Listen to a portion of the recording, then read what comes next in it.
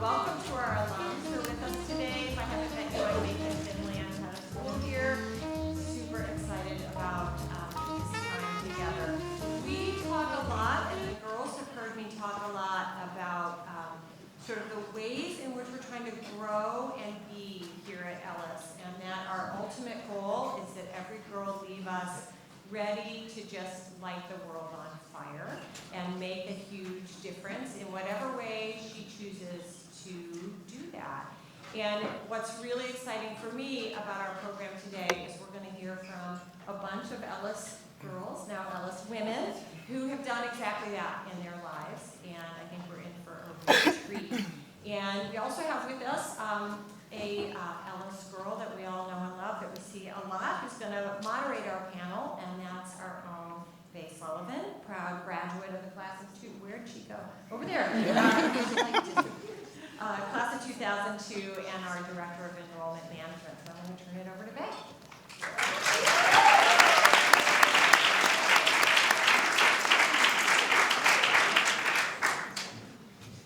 Good morning and welcome to all of my fellow alumni. I'm thrilled to be facilitating this panel this morning. Just so we're all on the same page, I want to say we're going to focus for about half of our time together on asking our panel lots of engaging and enticing questions and allowing them to talk about their life experiences so you all can hear a little bit more about where they're coming from. And then we're going to reserve some time at the end for all of you to ask questions. So if you're sort of mulling on a question that you're planning on asking, that's fabulous. We've got microphones that are going to be right up here at the front of the two aisles. So if you think of something you'd like to ask our panelists to talk about, those will be set up as soon as we move to the Q&A portion.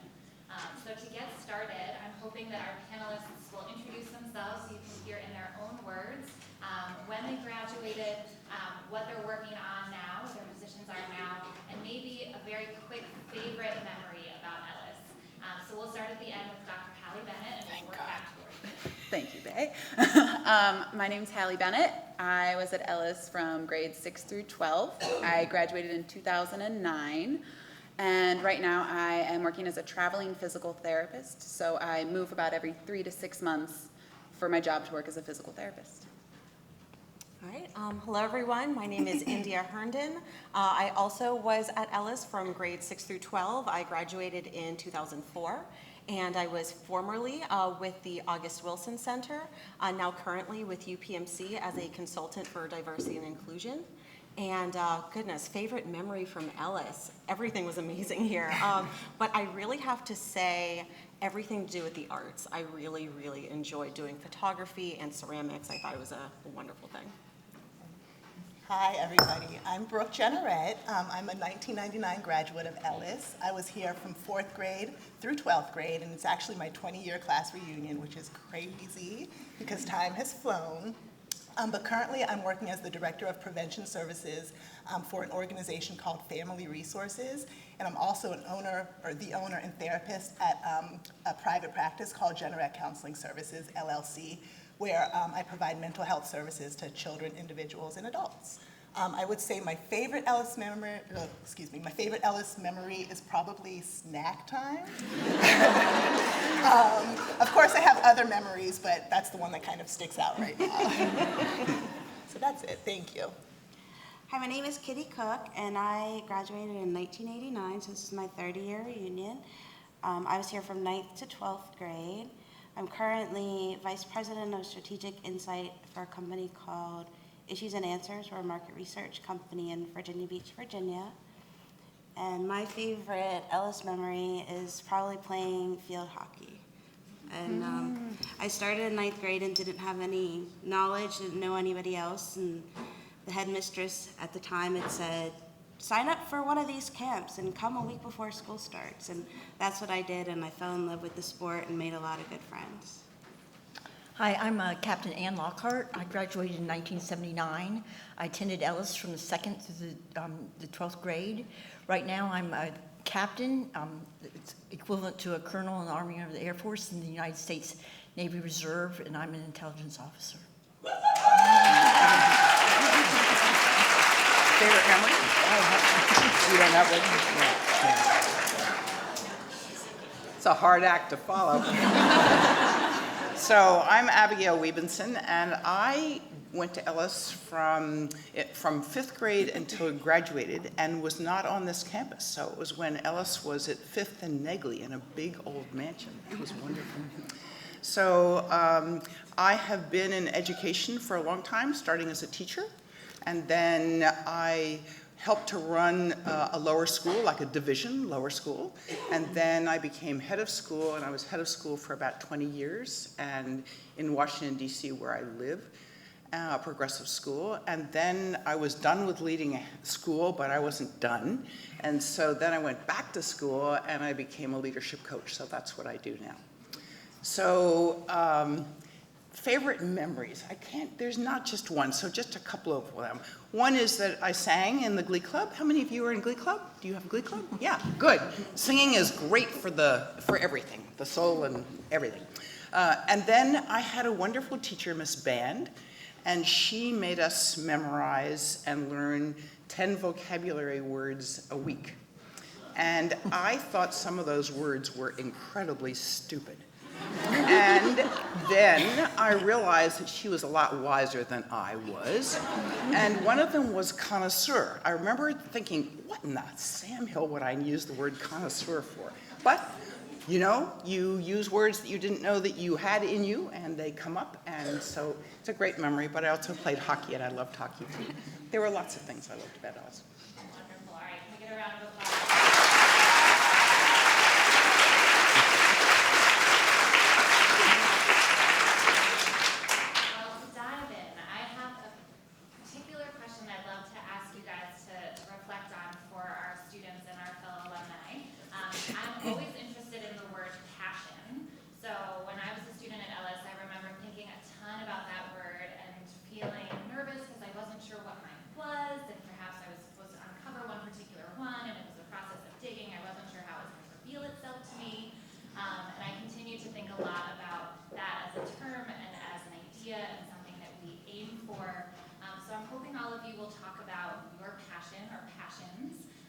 How you came to know them, if you do, and how that's evolved for you over time. If it's always been the thing that you knew you were going to do in kindergarten, or if it's changed shapes and faces over the course of your careers.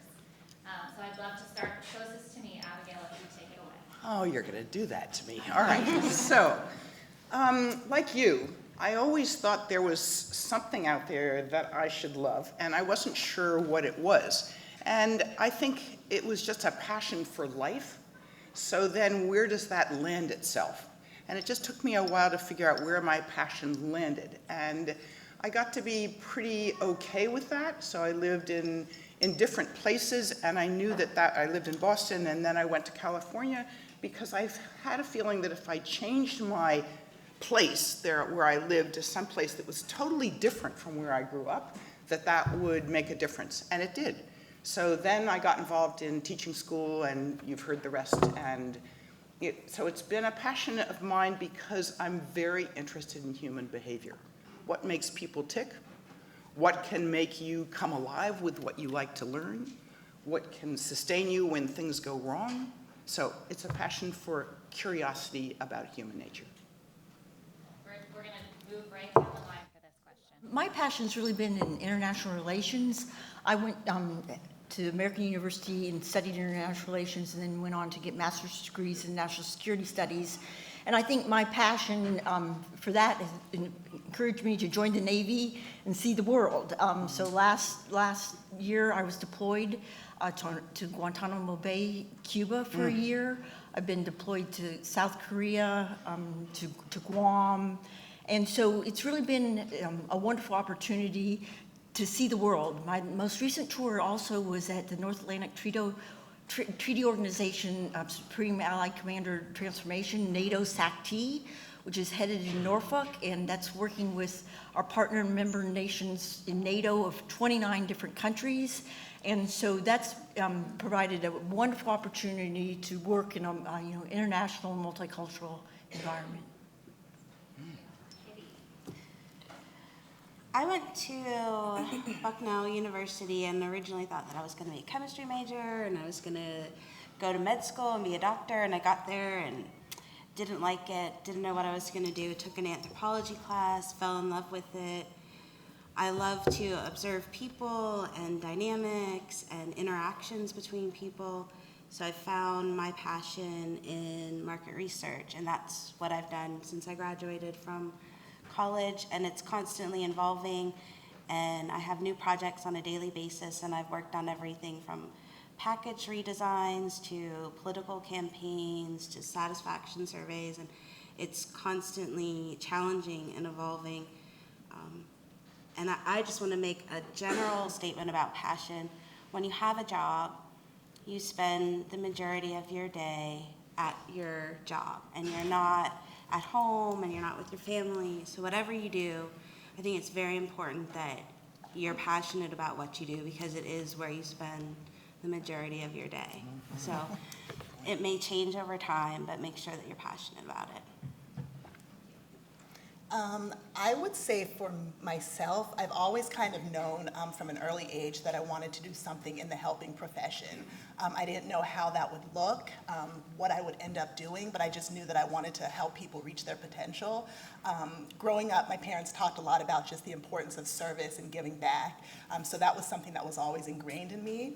I ended up going to Hampton University and got my degree in psychology.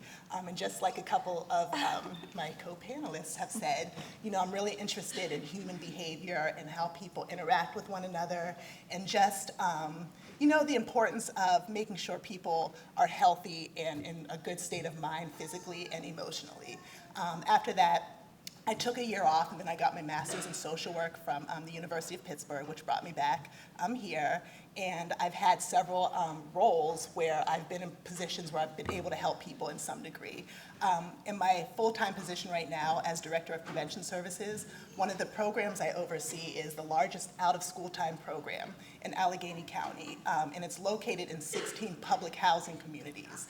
So one of the biggest jobs that I have is just ensuring that the children in those programs have different resources and are able to be connected to things that they might not be able to be connected to on a regular basis. So I think that's really, really important. Oh, goodness, passion. You know, for me, it took a minute to figure out what my passion was.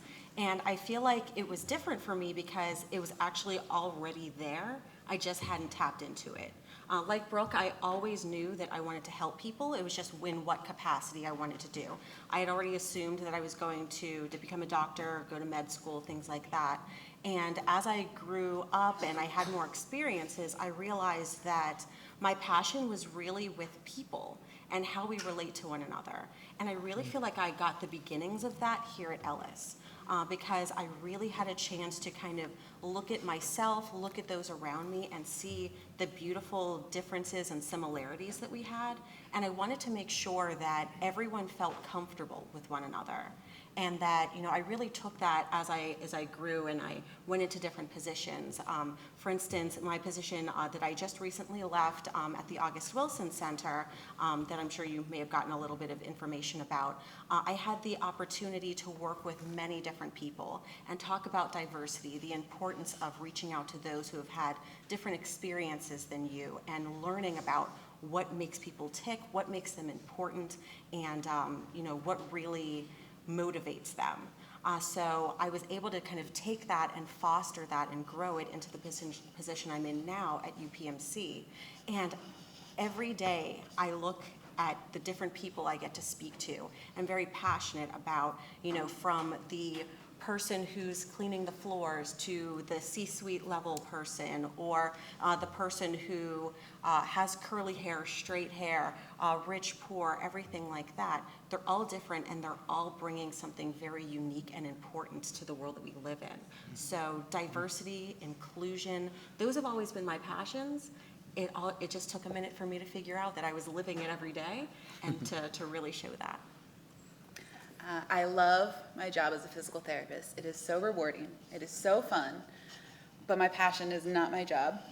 My job is very flexible, which allows me the ability to take a lot of time off for traveling and for experiencing art and culture in new societies.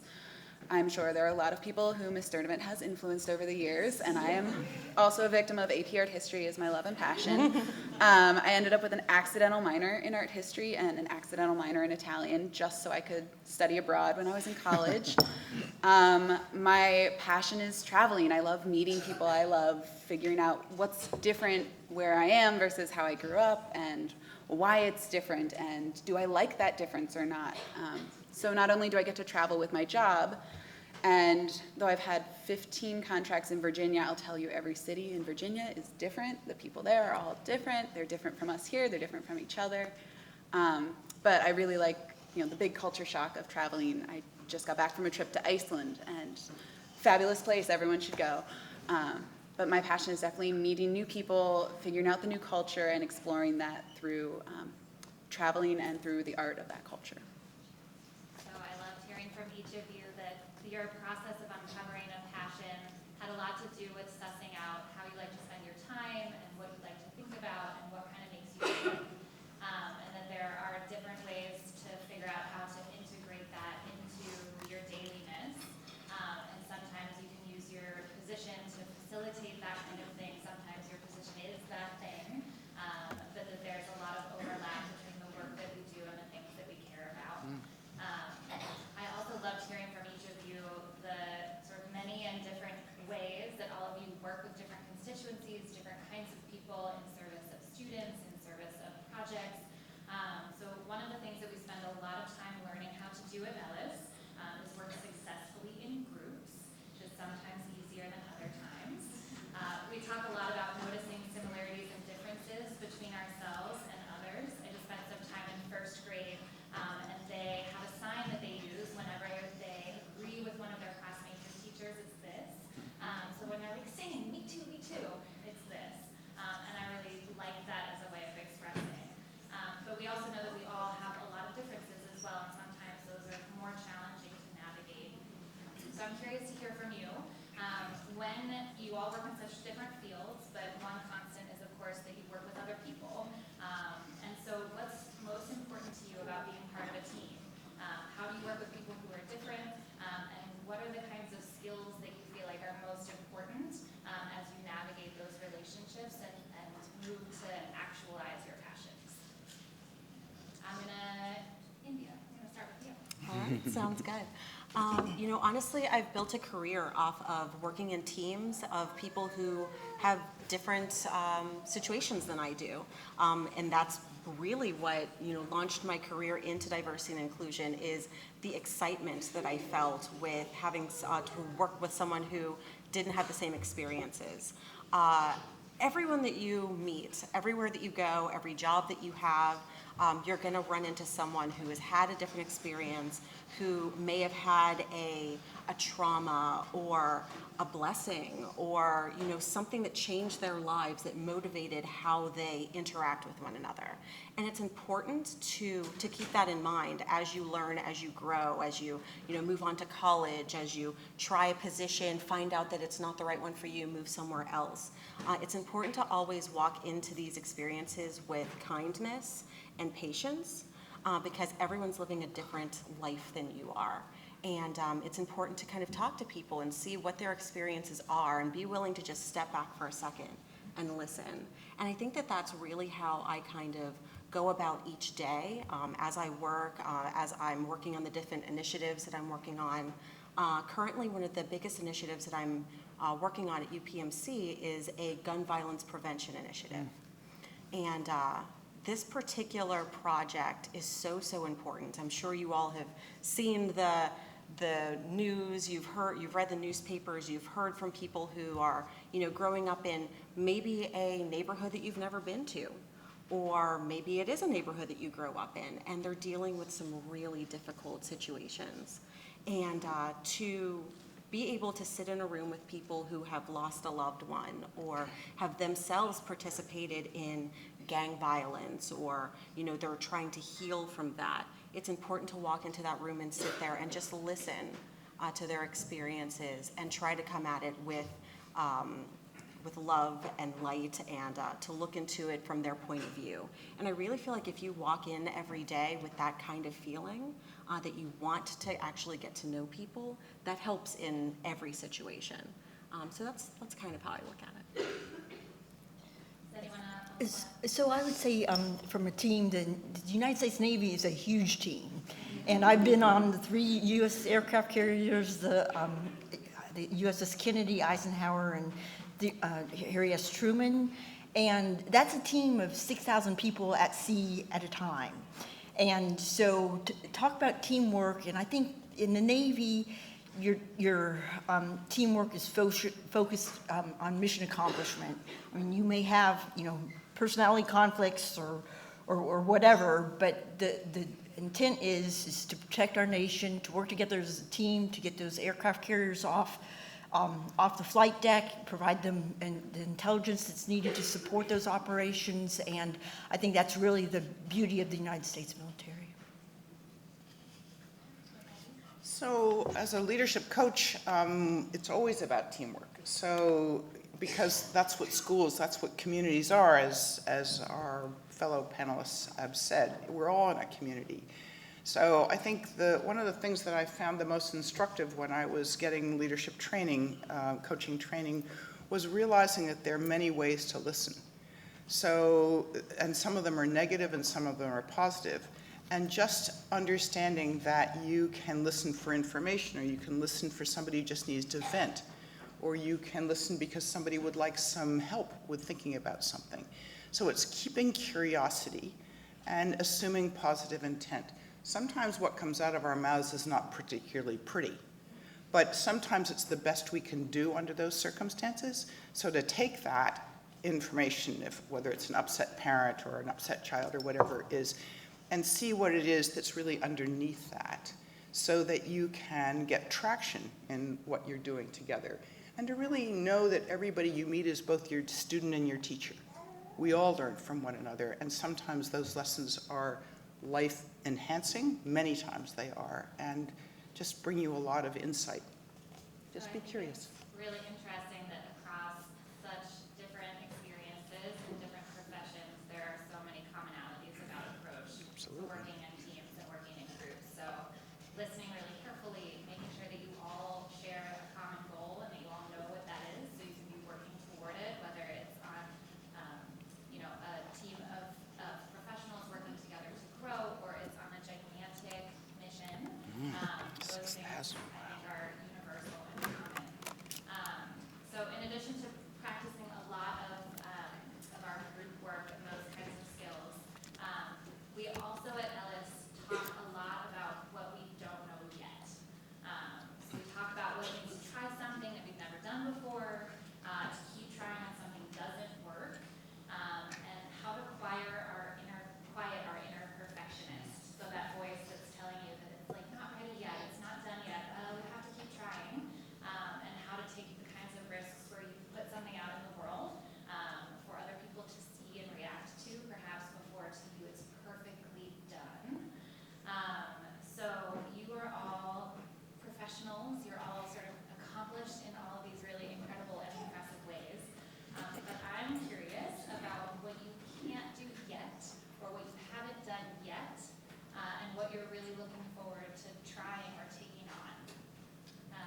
So maybe Kitty, can I start with you? Darn. The one thing that I've actually been playing around with in my head lately and haven't made the step is starting my own business and going into business for myself.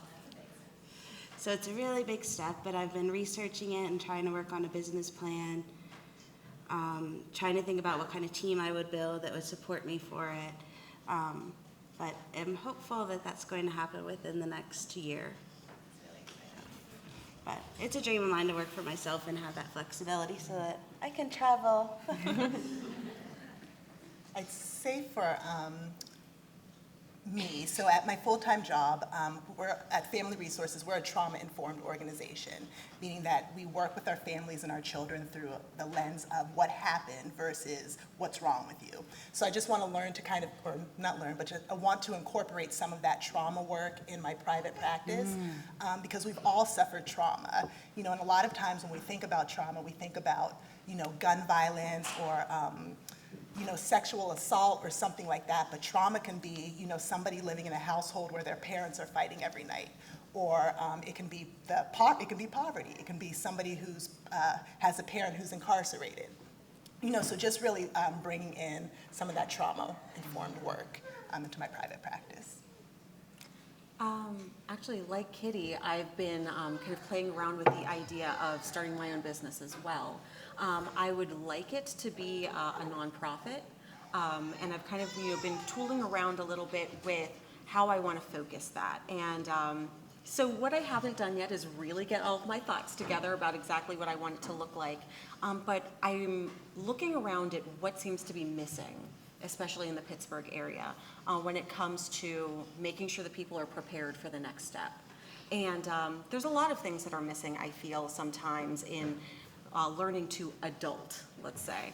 And, you know, we want to make sure that we're prepared to take the next step, to learn what we're missing, to learn who to ask the questions to that we might have, whether it's, you know, how to do your taxes, or, you know, where do I go to learn more about the benefits that are available to me? These are questions that we're expected to know the answers to as we get to be an adult. And depending on where you are, no one tells you how to do it. You just kind of figure it out and make mistakes, and I'd rather that not happen to people. So that's kind of my plan in the next couple of years to really heavily look into that, to make sure that people are as prepared as possible as they're coming out of high school or they're just starting college, to really learn to navigate the world and make it a little less complicated. I am working right now on my neurology specialization, so physical therapy. I think most people associate with, like, I hurt my knee, I got surgery on my arm, that's sort of an outpatient setting.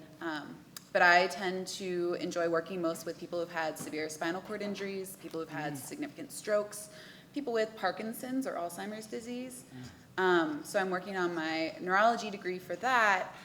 And once I get my specialization, fingers crossed, I then think I need to start looking at, like, settling down, maybe. And so what I haven't done yet is, like, buy furniture, which sounds really exciting. So it's a lot scarier than I realized, because I went from Ellis and I went to college and I had this transient experience of studying abroad and doing clinicals in different cities, and now I travel for work and it's fabulous, but I think what I haven't done yet is, like, put down roots, and that's a really big step that's going to be coming for me in the next couple of years, I think. So I'm on the opposite end of the spectrum, because here I am staring 80 in the face. And so one of the things that I haven't done is come to terms with, what am I going to do when I'm not working?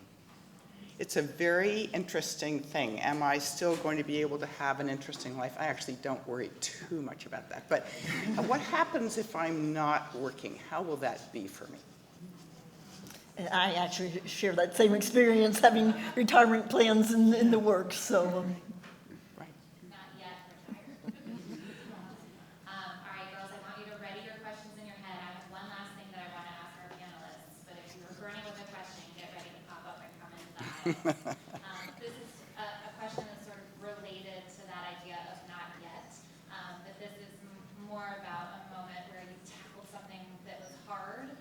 So we think a lot in different ways about problems or challenges, whether that's academic or personal or interpersonal here at Ellis, and how to grapple with those instances and just sort of live in those moments and work through them, navigate them, and then come out the other side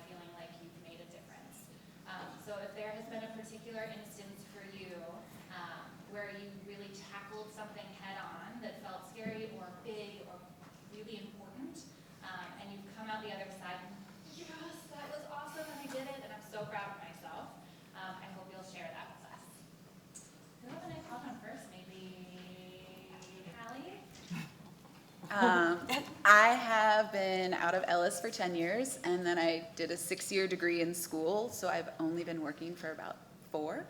But my big achievement is my doctorate. I mean, college is hard. Grad school's really hard. It's super fun. It's really engaging, and in grad school, you're learning what you want to learn about. But getting my doctorate and passing my board exam was like my big relief moment for me. So I'm still looking forward, and I haven't had any other big head-on tackles that brought me quite that much satisfaction yet. It's definitely a gold star. What is worth it? For me, I'd have to say my big wow moment was a particular time that sticks in my head. Previously, I had worked as the director of prevention for the YMCA of Greater Pittsburgh, and that position allowed me a lot of time to work with so-labeled at-risk youth. I hate that phrase, at risk. These kids have gone through a lot, and yes, trauma, and none of which is their fault, and yet everyone seems to be looking at them and expecting things from them as if it is. And there was one particular young lady that I worked with in my group, and she really came from a difficult background. Her family, the support system simply wasn't there. She was dealing with an abusive relationship, and she was dealing with the possibility that she might be pregnant. And she had no one to speak to. And we had just started groups discussing, allowing these young ladies, if they wanted to come in and speak to someone who would be there to listen. And a lot of these people had dealt with so many situations where people made them promises, oh, I'll be there, you can talk to me, you can say things if you want to, you can be honest. And then when they finally opened up, then they weren't there for them.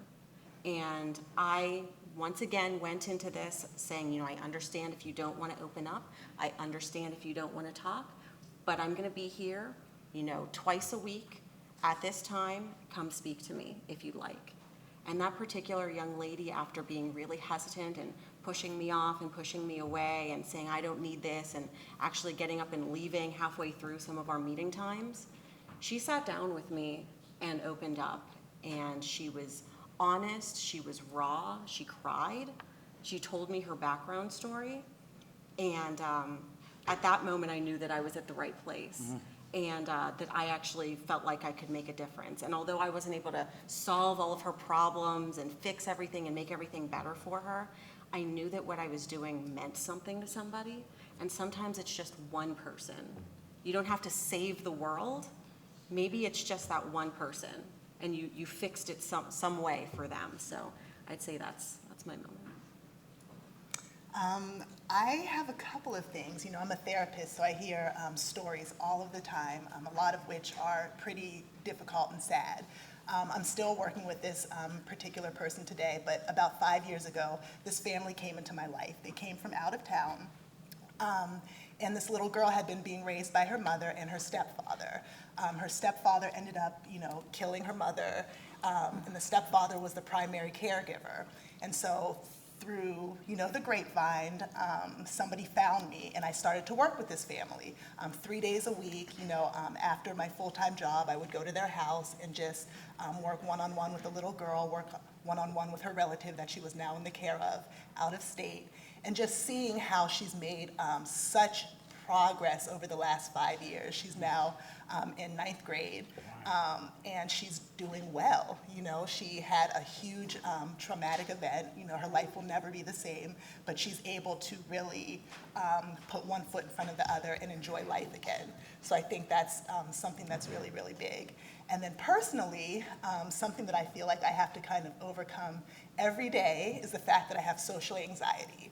So it's really hard, it's really difficult for me to speak in front of groups and in different situations, but with my job, that's something that I have to do and navigate every day. So that's something that I am proud of myself when I'm able to do that. So. You're doing it now. Whoa. Yeah.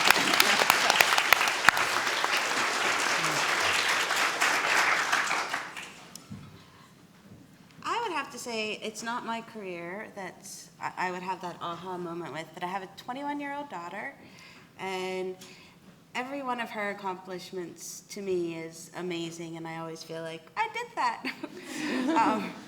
But being a mother or being a parent is definitely one of the best things that I ever did and continue to do. But that would be my greatest aha moment. I have that feeling too. Every time I said something cool, I'm like, I made that from scratch. And how about you? So personally, it was being deployed last year. As I mentioned, I was in Guantanamo Bay, Cuba. I missed my daughter's entire junior year in high school, which was incredibly hard.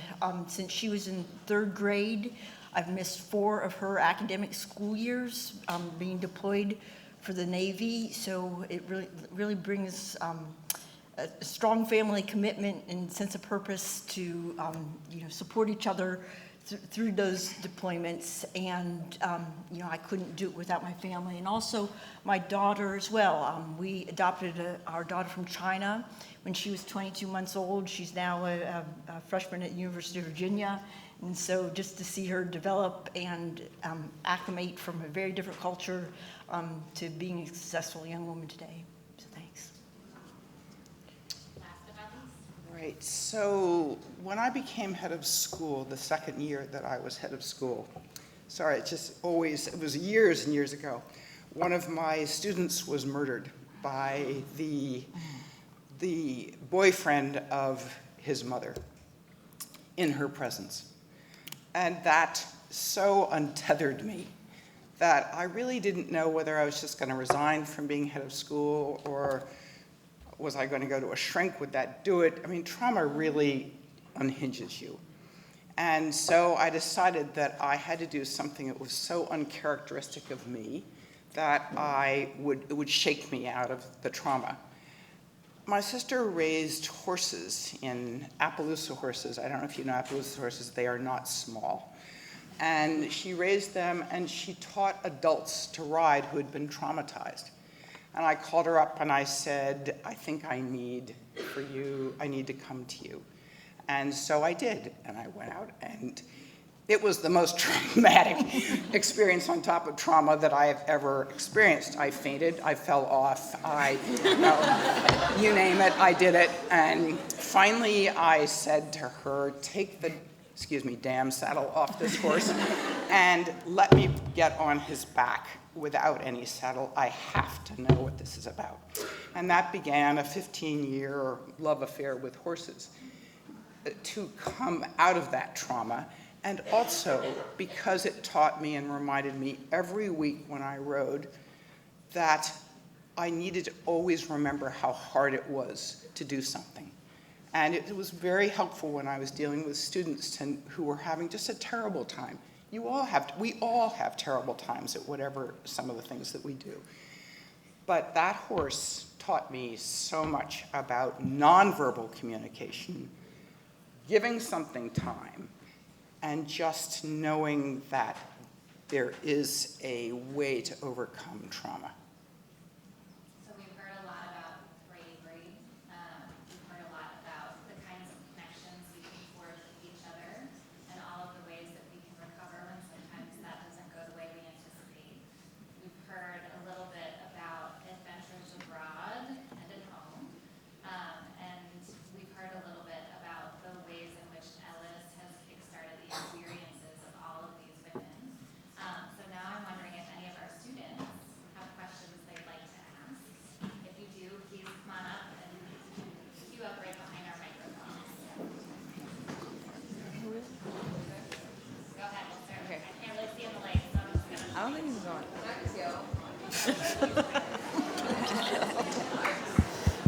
It's not on. Is this working? The mic isn't on.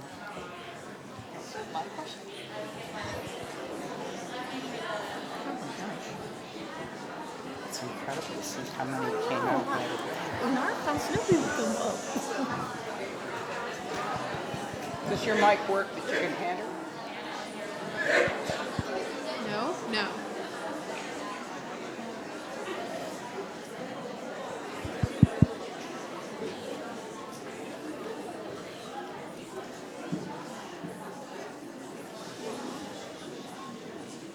Brill, does your mic move?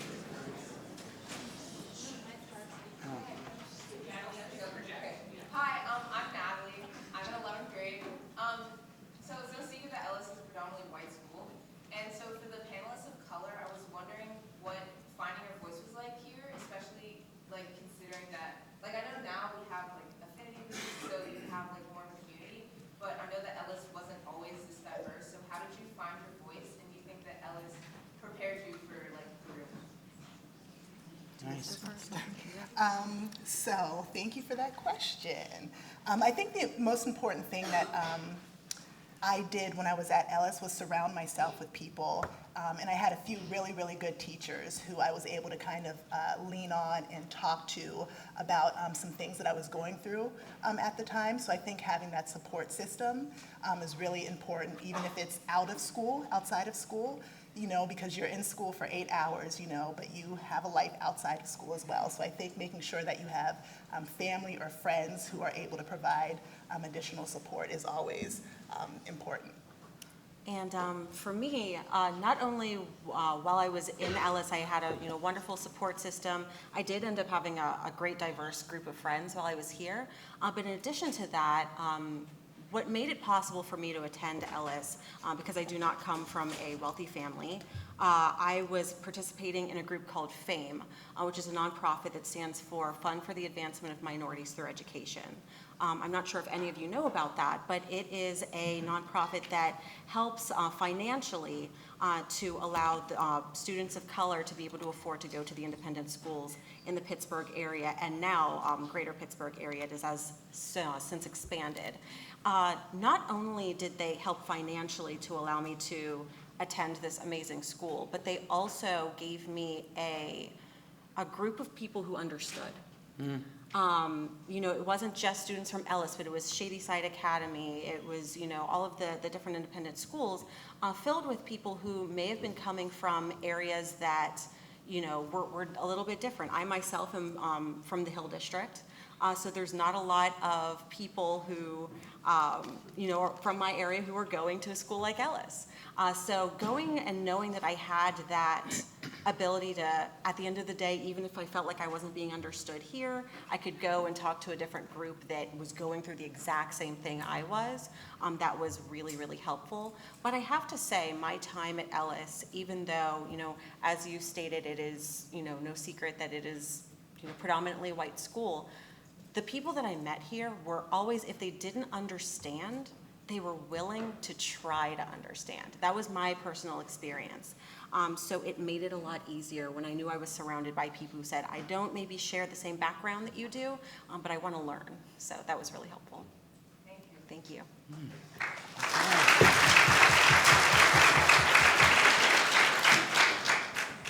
think they're on now. Oh, hi, I'm Anna. I'm a sophomore. And I was wondering who the most influential person in your life is and how they helped you along your journey. Go for it, ladies. I would say it's Admiral Anne Gilbride. She's a two-star admiral who recently retired, but I knew her when she was a captain, and she nurtured female officers just in any and every aspect of their profession as well as personally. And as she rose up in the ranks to flag officer, she didn't forget the people that used to work for her, and she, really kept us apprised of how she was doing and the challenges that she had working at that level of expertise. I think it's something that changes over time. Right now, I would have to say the most influential person is probably Michelle Obama, especially with it being International Day of the Girl, I think, today. Just someone who has such poise and grace and expresses herself as a woman and a mother and a wife and a leader.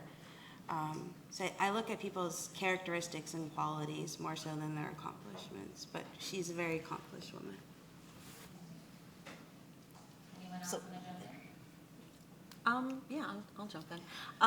Actually, one of the people who was most influential to me ended up being a teacher. I was a third grade teacher of mine. And she is probably one of the largest reasons why I even had enough confidence to look into coming to a school like Ellis. And she ingrained in me the fact that I was capable, intelligent, motivated, worthy.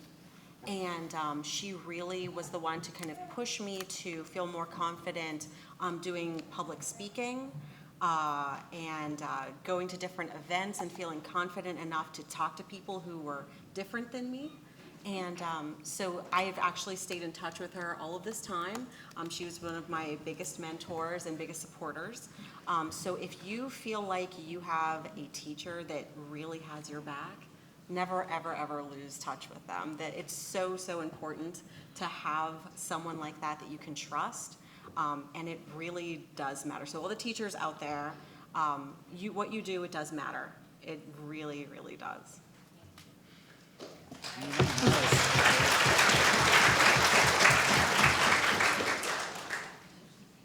Cassie. I'm in 6th grade, and I was wondering how your experience at Ellis has made a long-lasting impact on your life. I'd say Ellis, kind of what you were saying, but in a different place. I think Ellis is where I started to find my voice. Like I said, I have social anxiety, so I've always been extremely shy. And so standing up for myself, talking about different issues that were important to me was something that I always kind of struggled to do. Like I said, I had a couple of really good teachers who, like Indea was saying, really talked to me about, using my voice and the importance of that, and how everybody, including myself, we all have an impact that we can make on the world, and nobody's voice is more or less important than mine.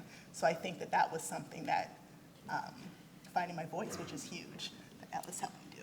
Definitely, and if I can piggyback a little bit off of what Brooke said, even on the times when I'm feeling like I've got this big presentation and I don't belong in the room or something like that, and I'm sure all of you know that feeling when you get to spiral into that negative way of thinking, and sometimes I look in the mirror and I say, stop, I've got this, I'm an Ellis girl. And that's sometimes all I need to say to pull myself out of it, because heck, if we can, do Ellis, we can do anything. So that's...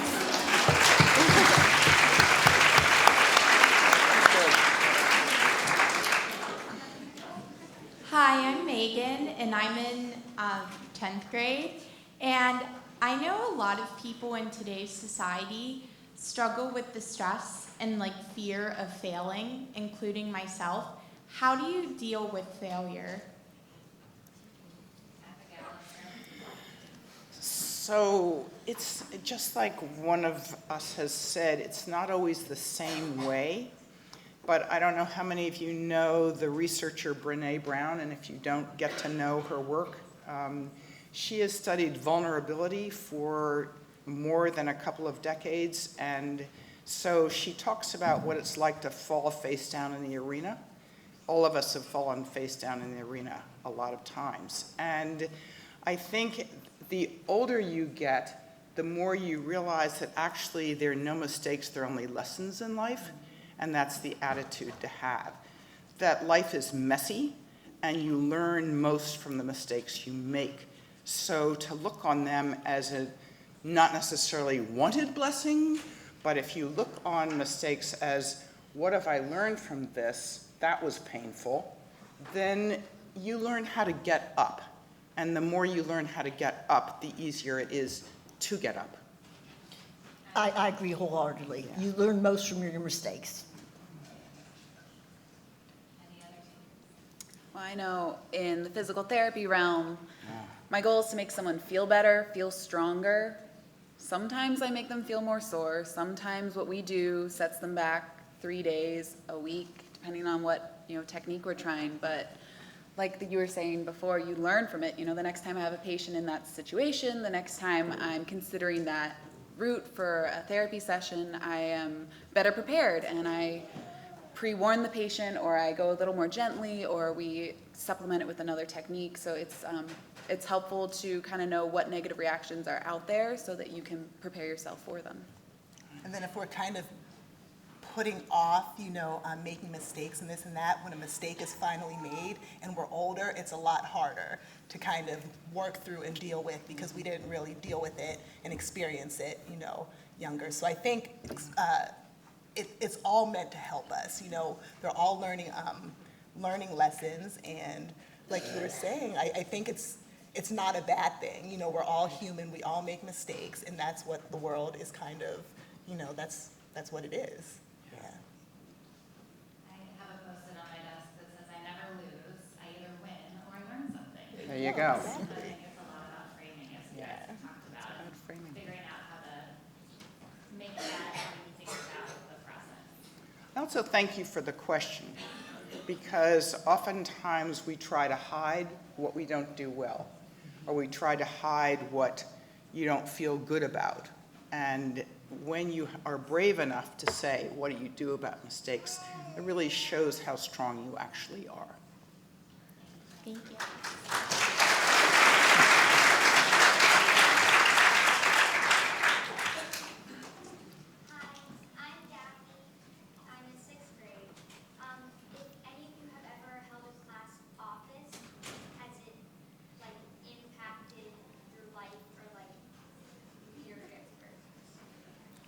Good question. Yeah. So leadership roles at school, how have they affected you? I was thinking about this earlier when we talked about how Ellis shaped us. And at Ellis, you are the athlete, you are the actress, you are the class president, the treasurer, you're in 7 clubs, 10 clubs, what's the average now? So I don't know that I had a class role, I don't think, but I certainly held officer roles in a lot of clubs at Ellis, and you learn to juggle your schedule, and you learn that someone's got to volunteer for it, so sometimes it's going to be you. And you kind of learn how to collaborate with a lot of different people, so I really appreciated that aspect of being at Ellis. Anyone else have a particular memory of leadership at Ellis? Thank you, guys.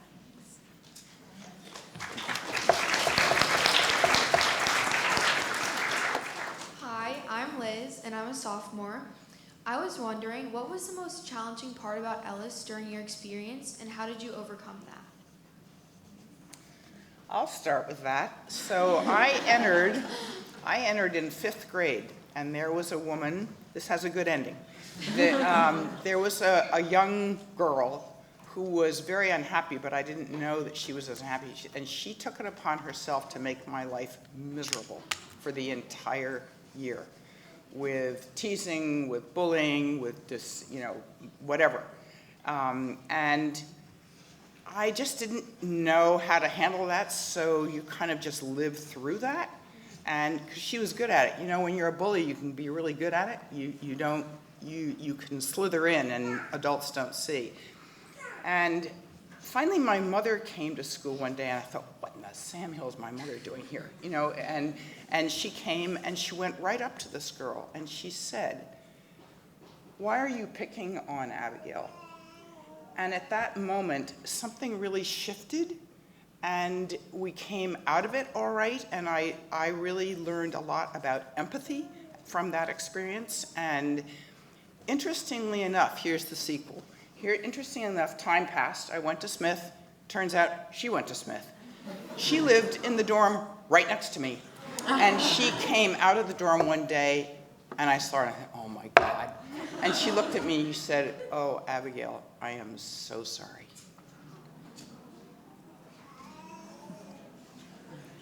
Any other memories? Thank you. A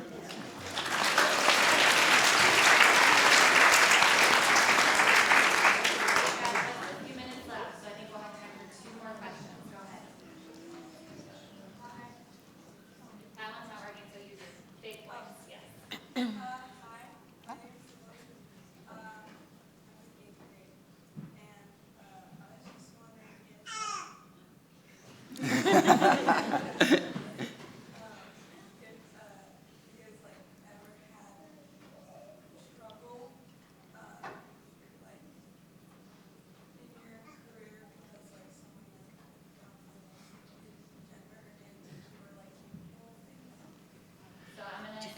bit Yeah. louder so everybody can hear it. You can let me know if I captured it. So the question is, did you ever have trouble in your career because of being a woman?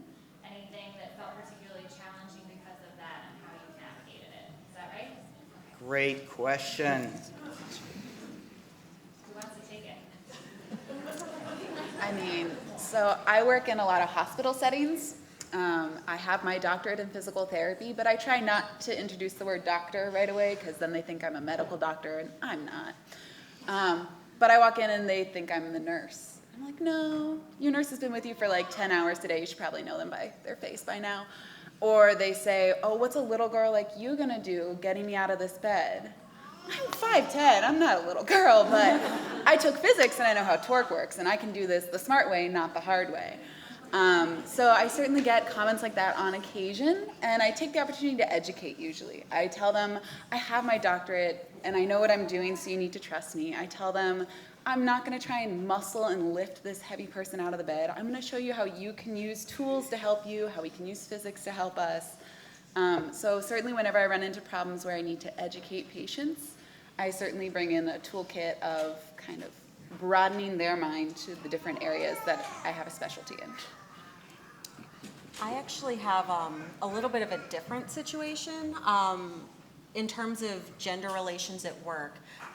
Surprisingly enough, most of the positions I've had lately have been with having women as my supervisors, and a lot of women coworkers as well. So one thing that I've definitely learned is how to interact with my fellow women, but surprisingly enough, some of the most negative things I've heard have come from some women in leadership roles or something like that. So one thing I've definitely learned is compassion and support, because sometimes the most important lessons you can learn are from seeing negativity and knowing exactly what you don't want to do. So rather than focusing on trying to be the shining star by holding others down, be the one that lifts everyone else up. Because when one person wins, we all win, and we really want to make sure that people can see what we're capable of. So in terms of gender and everything at work, yes, please be the women that I know all of you Ellis girls are, and support one another as you're going through college and as you're entering the workforce, because we really, really need it.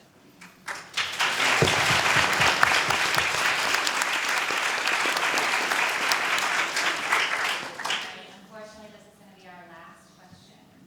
Hi, I'm Esme, and I'm in 7th grade. So going back to the subject of passion, how did you guys know for certain that once you found something that you were passionate about, it was what you wanted to pursue, and like that you knew it was your place to do in your place in that field? Yeah, we didn't really get to talk about the point at which it clicks. Like, what does it feel like? You're like, there it is. That's a great question.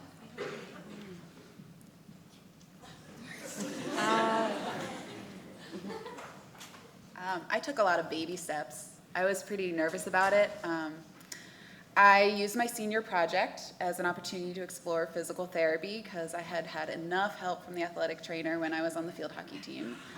And I chose a school that had a 6-year program so I could specialize in physical therapy, but it also had like a second avenue. If this isn't what you want to do, you can drop out after 4 and get your bachelor's. And so I did a lot of safety netting. I picked a path, I knew I had support, and I had secondary options. And about 3 years into it, I never wanted to leave. So when it clicks, you're helping people, you're lighting up, you come home at the end of the day, and yeah, you're tired, but you're good tired. I like that as a tool, whenever you feel like you no longer need your backup options, when those just sort of fade into the background, it feels very clarifying. Anybody else memories about when you're like, there it is?